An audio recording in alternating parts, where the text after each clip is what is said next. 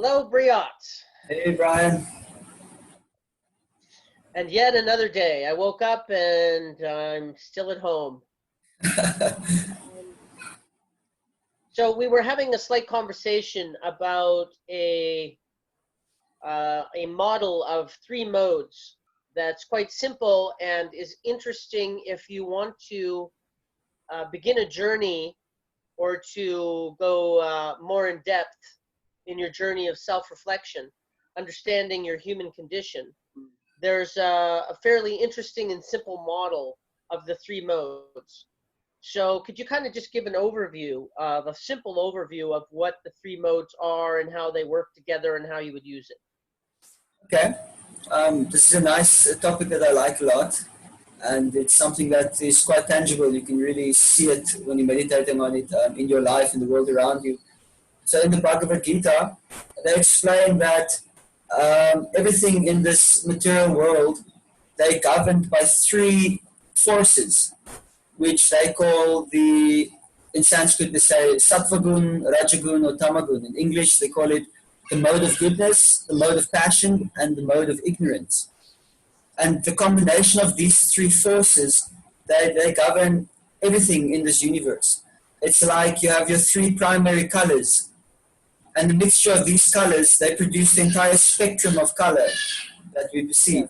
So similarly, Great analogy, by the way. yeah, so these modes, they act in the same way. And so the basic characteristics of these modes is that mode of goodness maintains, mode of passion creates, and mode of ignorance destroys.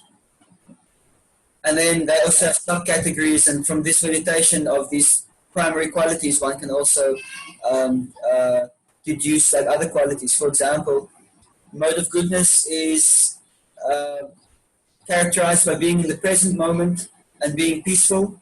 Mode of passion is characterized by unlimited desire, one desire after the next. As soon as you've done one thing, immediately another thing's in your mind. While you're doing that, you're already thinking about the next thing and constantly living in the future, making plans. So then anxiety and the tendency to work very hard, but not necessarily in a good way, is, or rather, let's say, over endeavor. That these are qualities of passion. And then in the qualities, yeah, The qualities of passion sound very much like the frenetic energy of our modern day society. very much, very much. It says this planet is primarily dominated by passion and ignorance. So definitely, you're correct in that. It's true. And mode of ignorance. So what was ignorance? Yeah, the qualities of the mode of ignorance is usually living in the past. You're very slow. Like mode of goodness is also slow, but it's productive and illuminating. Whereas the mode of ignorance is slow and lethargic. And whereas mode of passion is very quick, very quick. Like I'm very passionate sometimes. Like I talk very fast. It's because mode of passion. Whereas somebody who's like very enlightened, they don't necessarily speak very slow, but you can see very thoughtful and very conscious in every word they use. Whereas somebody in the mode of ignorance is like also speaking very slow, and there's not really a lot going up on here. So there's that distinction. So lethargy, sleep, disease, madness, these are characteristics of the mode of ignorance, and depression also. It's mode of ignorance. And something So like as you said, mode of even though those are the broad strokes of the three modes, there's miniature strokes. And in my day, I can be flipping through all three of those modes all day long. Like Right. one action will be one mode, and another action will be another mode. So it's not just held to those broad strokes. Yes, yes. And these modes, they're always competing with each other for dominance. And so all three of them are always present to some degree. Even when you're in the mode of goodness, there'll always be some trace of passion and ignorance there. Which is even why when you're in the mode of in the mode of goodness, you can't let your guard down because the mode of passion and ignorance can still creep in at any time. Yeah, sneak up on you. Yeah. So having said that, the utility of understanding the three modes and what is the utility? How do you use those in your day? Yes. I think you started to allude to it there, but what is the Yeah. utility of learning the mode and then looking to apply it in the moment? For one who wants to embark like on some kind of journey of self-discovery or transformation or some kind of spiritual path, one has to be trying to associate with the mode of goodness and trying to avoid the association of the mode of passion and ignorance. Because in passion, there's too much going on in your consciousness in terms of desire that it makes it hard to focus properly on your spiritual path. And in the mode of ignorance, there's just no light to see at all. So mode of goodness is required. It's like the platform for which you can jump into transcendence.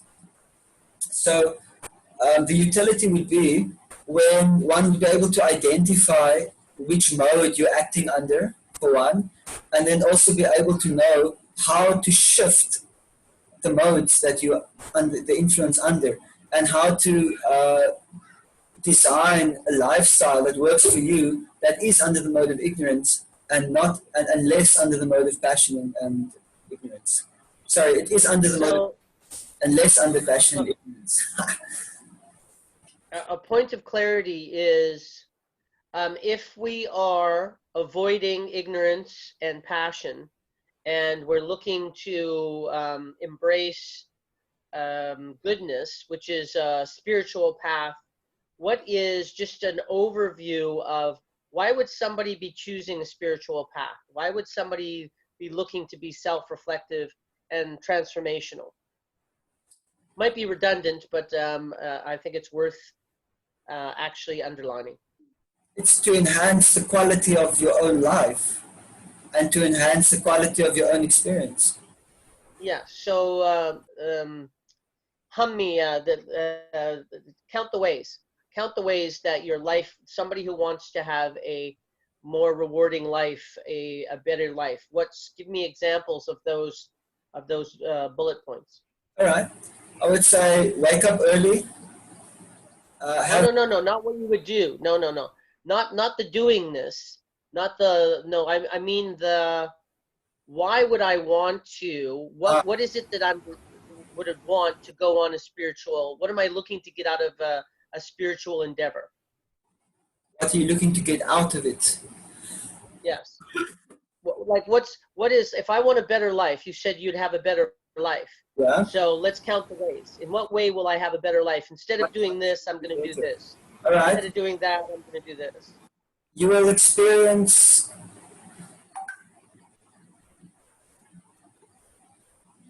a lot less anxiety. You will experience more satisfaction because the things that you already have will actually please you more than they currently do. Yes. You will why would you have less anxiety? Yeah, you'll have less anxiety because you won't be so attached to the results of what you're endeavoring for, because you'll understand that what will be, and I'm endeavoring for something, and then it might not turn out the way I will, it probably won't, but that's okay. And then that's very useful. So then that anxiety is dropped, and because of that, you are more efficient in what you do. You waste less time, and you also are better at it. So you're going to be more accepting, and you're not going to be chasing things as much as you did before. Yeah, which doesn't mean what else? Endeavoring or working hard, but it means you'll actually be better at what you do. Yes. Because a lot of it is not being wasted anymore on thoughts which don't actually benefit you. And then that energy gets freed up and it can be channeled into another part of your life which will benefit you. So then Can you give me an example? Can you give me an example of a place that we waste energy, where we're thinking and endeavoring or wanting, and then when we stop doing that, we use that energy for living a better life? Give me an example of what we would stop doing. What kind of ruminating or action? Okay. Like negative internal dialogue, like yesterday we were talking about some things, like yes. Festering ideas of failure and of what am I going to do when that happens, and then also with the way that even makes you feel. So sometimes these thoughts come up and they're important to consider, but once you've thought them, you don't have to revisit them again and again and again, which is quite draining. So Yes. yeah, festering on your lack of confidence, or on there's another example. Your Results you don't want. predictions of what you expect to happen, and then you try and think up all kind of plans to try and make that not happen. So that takes Yes. energy, and you can spend a whole day just thinking about these things. Whereas Yeah. you could have been thinking about something more productive or more helpful. Yeah, that's just one example. Okay. I think all of us have experienced at one point in our life when the mind doesn't want to shut up, and it actually causes us a lot of suffering because of that. And we even try to make it shut up, but it won't. And then it's quite a crappy situation to be in.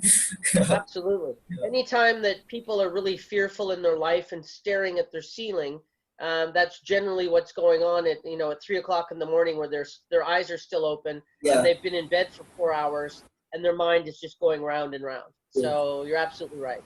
Yeah. Okay, so in as an overview, if you want to get on the spiritual path, you can use the 3 modes to figure out where you are and to be able to understand these thoughts and desires and wants and emotions. And then you can diagnose where you are and understand the bridge to a mode that's going to be more useful to you. Yeah. So it creates understanding and bridges. And then what it bridges and what it takes us away from is our negative thoughts about ourselves, about desires and passions and control, and our relationship with fear. Okay? Is that a pretty good overview? Anything you want to add? Yeah, I think that's a good one. So understanding the qualities of these modes and how we are associating with them will then also help us then to design something practical for ourselves that we can do to shift the influence of these modes like on our consciousness. Yes. Does that make sense? Okay, let's do it. Yep. All right. So mode of goodness, let's say there's a lot of different things or ways in which they affect us. For example, just the food we eat, different foods, they are governed by different modes.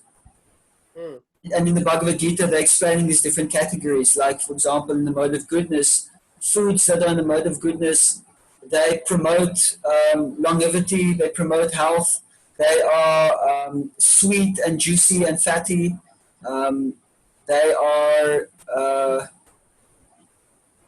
invigorating and enlivening, and they're fresh. Yes. These are just some qualities. Foods in the mode of passion are too salty or too spicy or too sour. Like you look at somebody's plate and they've got like 5 chilies and 2 limes on their plate, and then you can understand, what mode of nature they're under. Okay. And Yes. you see in today's society with the artificial flavorings, they're quite intense. Like I can't eat chips, even like the salted chips, because the stuff they put in there, it's just a bit of an overload on my system. Because in today's society, you're living so fast in the mode of passion, you need some kind of stimulus that's very intense to cut through all of that so you can actually taste what you're eating. Otherwise, if you have something that's a well-balanced meal, you won't actually be able to appreciate the flavor properly unless you, a little bit in the mode of goodness at least, you sit down and you can eat it, and in the moment you can be like, wow, this is really amazing, the different varieties that are there. But in the mode of passion, you're just sticking it in your mouth, you're thinking about something, maybe dessert or the next thing, and by the time your meal is done, you don't even know what it tasted like because you forgot, you didn't pay attention. So that's typical mode. Yeah, you're focusing. And then Eating in front of the TV, eating chips in front of the TV. Yeah. And the mode of ignorance is like old food. It's stale, it's tasteless, it has no nutritional value, and so those are just some foods like the mode of nature. So just by the diet that we choose, we can understand by what mode we're being driven by. And depending on the mode that you're under, will also incline you to a specific diet. So to change that influence of that mode, then by changing your diet is a powerful means. But by changing that, because let's say I'm in the mode of ignorance, I'm inclined to eating those foods. So now if I start eating foods that are in the mode of goodness, I won't be so attracted to it, and I might find it a bit austere because it's not what I'm conditioned for, and also it's not what resonates with me. Yes, the lifestyle I'm living, the energy that I'm taking in and giving out, the food is represents that and fulfills, my needs. So whether it's old food or non-nutritional food or junk food, or if it's spicy food or food that's over the top in some way, or food that's wholesome and that resonates with me, virtually they are an expression of my life. Whatever's going on in my life, these are the things I'd be attracted to. Okay. Exactly. And that's the food wise. That's what other, They explain even like charity in the different modes, which I won't go through those qualities because it might not be so relevant to us.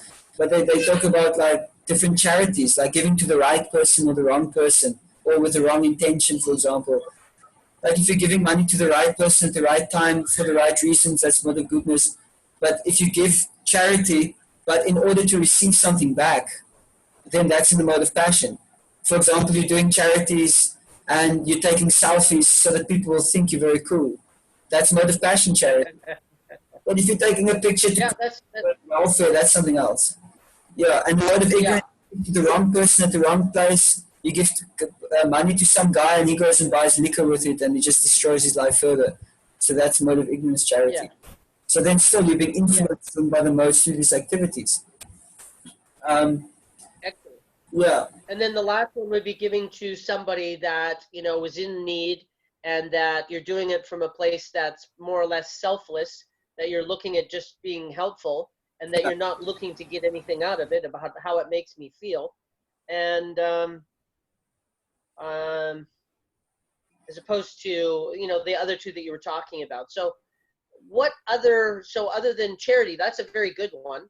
Yeah. What in looking at people's lives that your average person will be able to relate to, that they want to be able to do something different?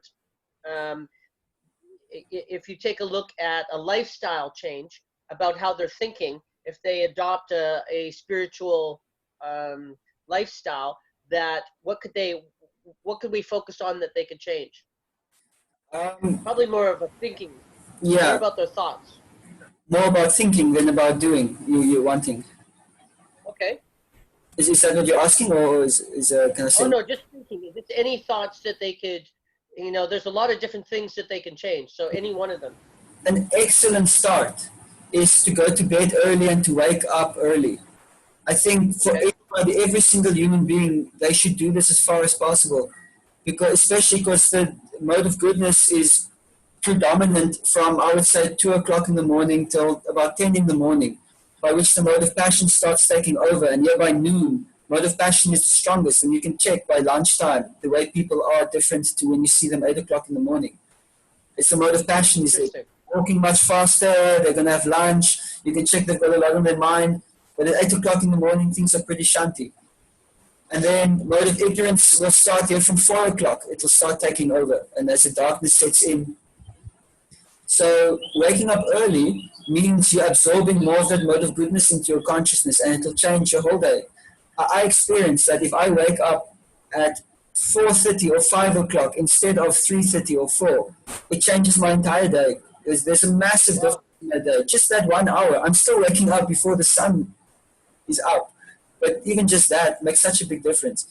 And I can't remember the last time I woke up at like 7 o'clock. It was a few months ago. I think I was a bit burnt out, and I did that, and I remember feeling not really good.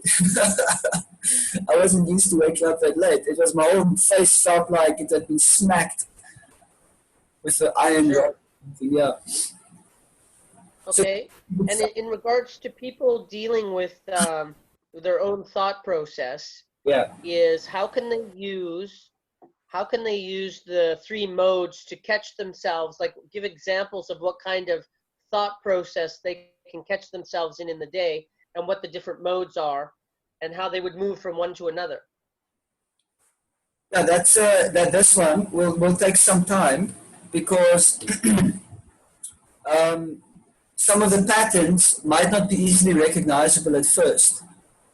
For example, if I say when you are in anxiety, then you can always link that to you trying to control a situation in some way or other, which is out of your control. Like you're talking to a person and they don't want to conform to what you want. Then you feel some anxiety and some anger might come out, and that's because you want to control, and that is linked to you having a very strong desire. So that's mode of passion. And if you're acting on that anger, then that means you're more in mode of ignorance, because anger is like a force of destruction. So mode of ignorance is that quality. So then you can assess these things. So by being very reflective and very honest with yourself, you can see these things and think, okay, if I want to be in the mode of goodness, I should be peaceful, and in order to be peaceful, I should give up control. I should just give up this anger I'm feeling now. And then usually the mind's response might be, yes, but, like a child, but I want it. And then once you just deal with it like you would with a child, because that's kind of like your inner child that you're talking to. So in a sense, whether you or not, you're going to have to learn how to parent. Yeah. So you can use the three modes to be able to diagnose, like even as a starting place. Yes. If I'm looking to diagnose behaviors that maybe are not desirable, if I'm going, okay, let's use these three modes, what you've talked about so far was you can look at, what did you just say?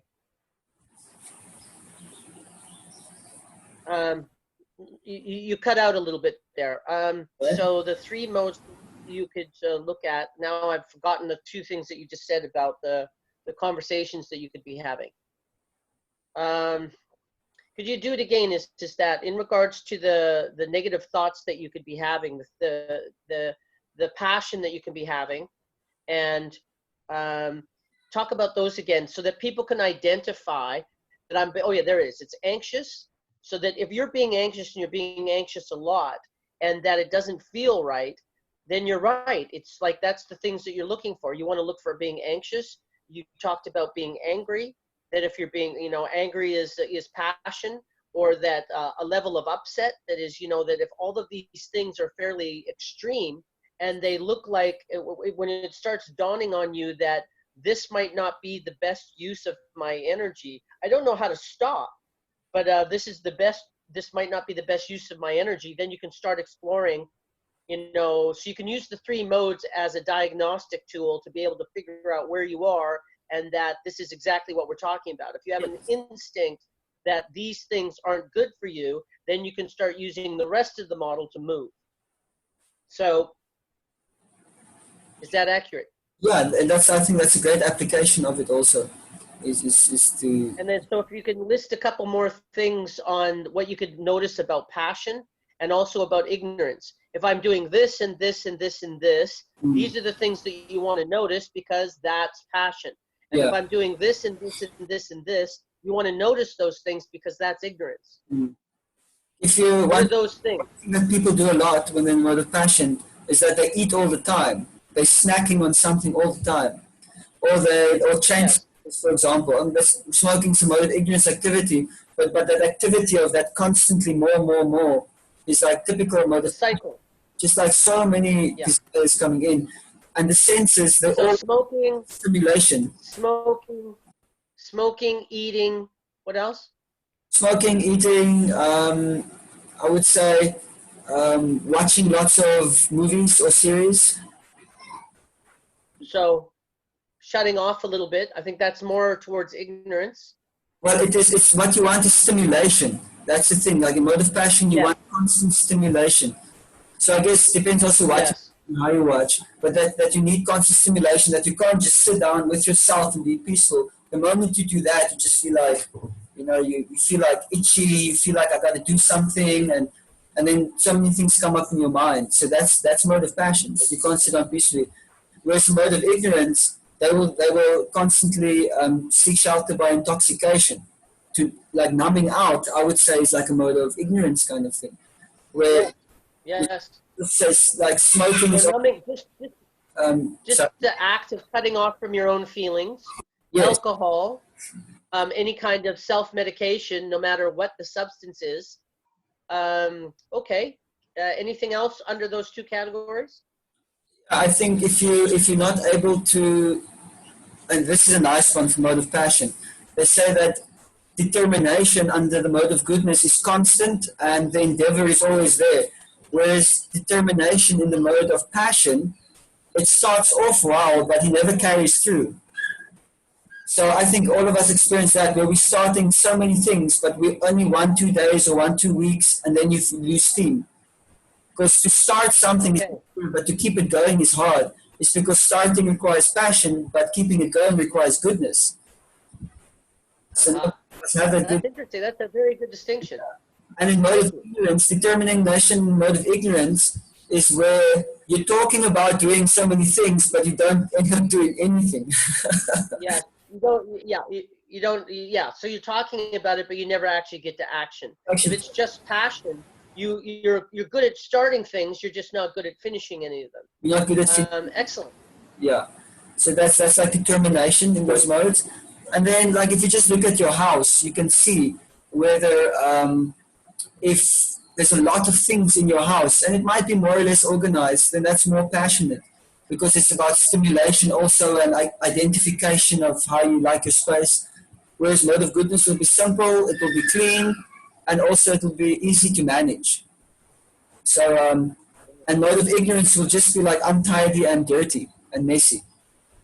So oftentimes you go into a person who's depressed and you go into their house and you see like there's dirty dishes and it's like, you know, the house hasn't been cleaned in a while. And the first thing that you should do is clean the house.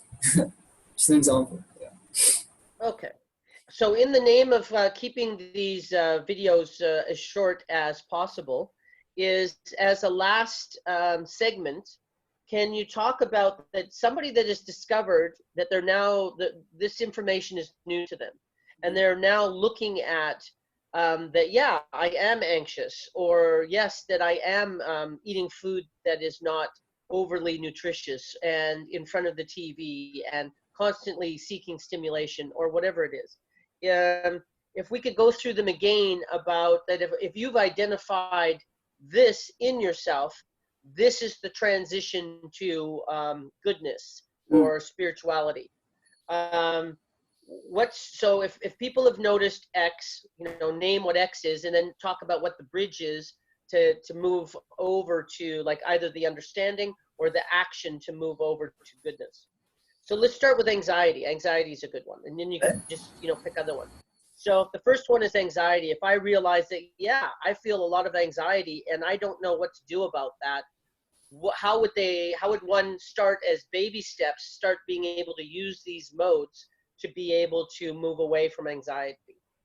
Okay, you've already mentioned the first step, which is just to acknowledge that it's there. That's a great start. Yes. And then the second. And keep watching. And keep watching. Keep watching. The second step, I would be is to, you need to have enough confidence in yourself also, like reassure yourself that everything will be fine and whatever happens, you'll be able to deal with it. So in that way, you should definitely be aware of any negative self-talk that's going on during that time, and you should cut it out because these things are fueled by that negative self-talk, and which makes you want to make up for it in other ways, which makes you anxious a lot. Another important to meditate on would be to give up the desire to want to control.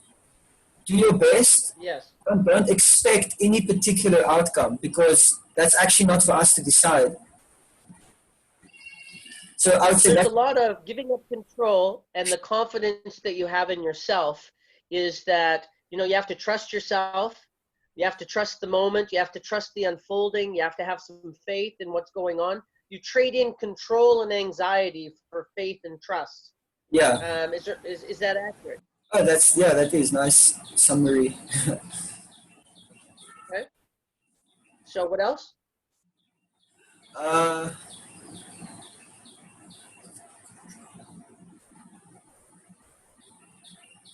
yeah, I think that meditation in itself, in order to, if you are successful in applying just that, already you've made really good steps in the mode of goodness. Just being able to do that, just being able to control, and then just to be in the moment and see how it plays out. And then just to keep yourself there, because there will also be then a tendency to move back into that state. So then just to maintain that you have, that, okay, now I'm here, I'm feeling peaceful, but now let's stay here. Let's not go back into this kind of other predicament I was just in. So then also to be focused on that too, is just remaining in the present moment. So to recap, what you're talking about is to be observant of when you go back into anxiety. So you're watching yourself, you're being fair witness to watching what you're doing. And then the two modes that you were talking about, which are related, is meditation and being in the moment. Instead of being in the future and having anxiety about what you can't control and what you're worried about might go wherever, is that when you're in the moment and meditating, that you're changing your focus to being present to where you are, being in this moment. I can be here, but I don't have to ruminate about the future constantly, because I trust that it's going to work out. I'm going to do what I need to do. I trust myself, and I trust the unfolding, that I'm not accomplishing anything. All the time that I've spent in anxiety and worry, going around and around in my head, has never solved one problem, but I'm addicted to doing it, which is really interesting to note. Okay, so and then if you've got another category or two under passion, and then ignorance. So that's an example. We did anxiety. Could you use a couple other popular things that people are doing, and then be able to talk them into goodness? Yeah, another thing that we do in the mode of passion is that we, which is similar to the anxiety, is that we overthink things and we're constantly requiring stimulation. And then that stimulation itself causes you to be more overstimulated than you already are. How do I?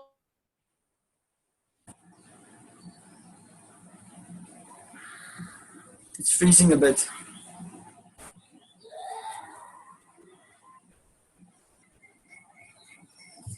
It's frozen.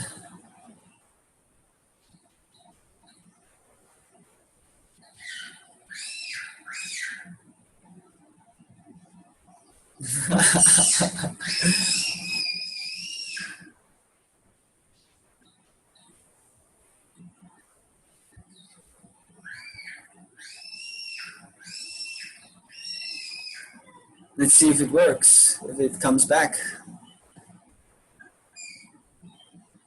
You're completely frozen. All right, it looks like Brian got dropped from the call.